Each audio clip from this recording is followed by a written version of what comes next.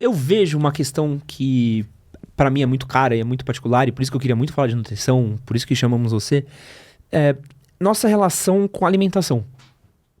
Eu tenho refletido cada vez mais e pensado mais sobre isso, sobre como que a gente se relaciona com comida. Uhum. E eu sinto que a gente tem uma visão muito deturpada, principalmente de onde eu venho, da minha família, da relação, que pra mim, comida sempre foi prazer. Sim, e você não tá errado. Você não tá errado. Desde quando a gente começa ali a registrar a história da humanidade, da sociedade, a gente vê que existe sim uma tradição de amor, de afeto em torno da mesa. Isso nunca foi um problema. A grande questão é que a indústria pegou isso e ela começou a aumentar a palatabilidade dos alimentos. Então, viu-se que era gostoso juntar gordura com carboidrato, por exemplo, uma coisa legal. Uhum. Se você vê as frutas, nunca elas têm uma grande concentração de carbo e de gordura junto. Por exemplo, o abacate não tem muito carbo. Não tem carbo. O morango não tem muita gordura. Ele tem mais carbo. Então, quando se junta esses dois, pro cérebro humano dá um pico de prazer. Dá um pico de sensações, assim, pá, maravilhoso. E isso vai dar um grande problema quando você tá no meio da mesa, vai aumentar essa sensação de prazer, vai potencializar tudo aquilo, e aí a gente começa a perder essa relação com a comida. Mas sempre existiu.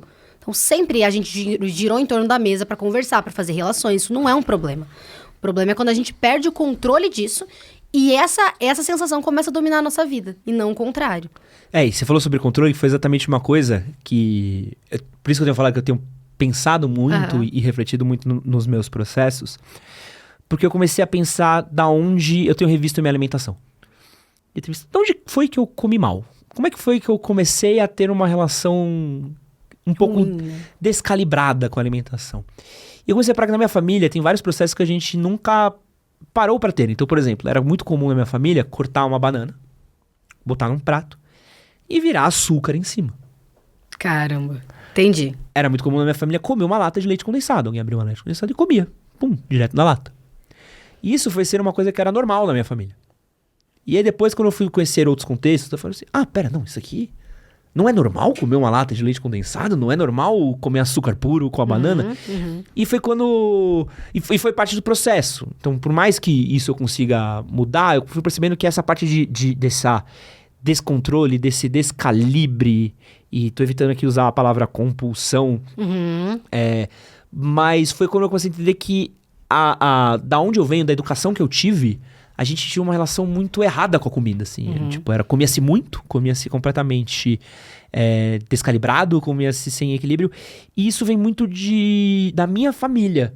Como é que você vê essa relação do como a gente aprende a comer, da onde vem esses, entre aspas, erros que a gente acaba tendo na nossa nutrição? Poxa, eu acho que o estudante de nutrição, ele sofre, porque eu vejo as pessoas dando, assim, comida pra criança, que, pô, a criança tem, sei lá, 3 meses, já tá, deixa eu dar um chocolatinho, porque gosta. Como assim gosta? A pessoa não sabe nem o que é chocolate, como é que vai sentir saudade de uma coisa que nunca experimentou? E aí começa a plantar uma cultura que aí, vamos supor, agora você paga o preço dessa cultura implantada dentro da família. Tem o que fazer? Muitas vezes não. É o que foi ensinado pra você. Foi ensinado que, por exemplo, comer uma lata de leite condensado era ok. Só que, graças à informação que agora a gente pode ter acesso, a galera tá mudando. Mas é muito difícil ver uma criança, porque assim, os hábitos são condicionados. Eu sempre fui uma pessoa saudável. Eu sempre tive uma educação saudável. Meus pais comiam bem e me ensinaram isso. E aí, a pessoa que tem um ambiente degradante, sair dessa caixa para buscar algo, realmente vai exigir mais força. Mas não é porque o barco tá remando por um lado que a sua tendência é ir para lá junto. Você consegue remar. É que nem genética complicada. Você sabe que a correnteza tá puxando para um lado que você não quer, mas você vai ir para lá necessariamente? Não. Você consegue reverter a partir do conhecimento, a partir do estudo. Hoje tá muito fácil aprender, vai. Se a gente pega uns podcasts, a gente pega cursos gratuitos que a galera libera, você consegue começar a entender um pouco mais. Mas esse start, ele tem que vir. Normalmente vem com um balde de água fria, você olha no espelho, já não tá mais feliz com aquilo ali e fala, cara, onde é que foi que eu errei? Muitas vezes não foi nem você que errou, mas agora você que vai ter que redimir todos esses erros gerados na sua criação. É louco, né? Eu bebia a Coca-Cola na mamadeira. Você vê? Tipo... Gente, não. Sabe? E aí, não, e o pior é que eu entendo o que os pais pensam. Pô, Coca é bom, deixa eu dar pra ele vai gostar, é gostoso.